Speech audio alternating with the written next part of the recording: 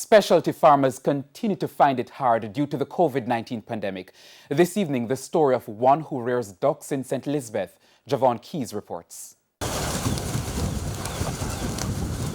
Hundreds of ducks, pigeons and goats on this farm in Ridgepen, St. Elizabeth. They're seeing longer days as due to the pandemic, market for the birds in particular has crumbled. Normally, we would have been supplying the hotels on Chinese with like duck meat and goat meat, but now everything stands still.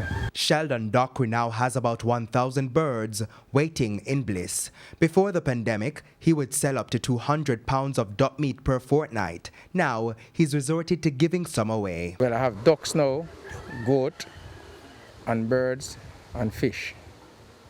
Yeah? And I employ like 4 workers. Now I have to go down to 1.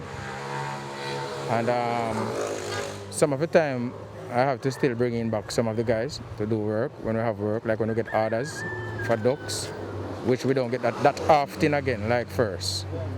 He says the market for goat meat is improving, but the price is low. If he didn't have crops such as melon and corn to supplement his earnings, his business would not have survived. It's not what you earn, it's what you save.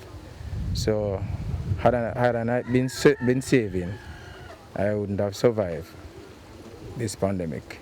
Agriculture Minister Floyd Green says, like Sheldon, other farmers in these specialty markets are finding it difficult at this time. It is more challenging in relation to those farmers because oftentimes you're unable to replace those markets because maybe our local clientele is not significant or the consumption of it locally is not tremendous.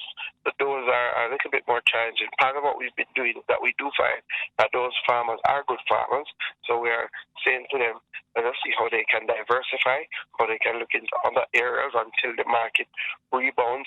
They should reach out to RADA or Agri-Invest Corporation to see if we could look at their facilities, see what else can be done. Javon Keys, TVJ News.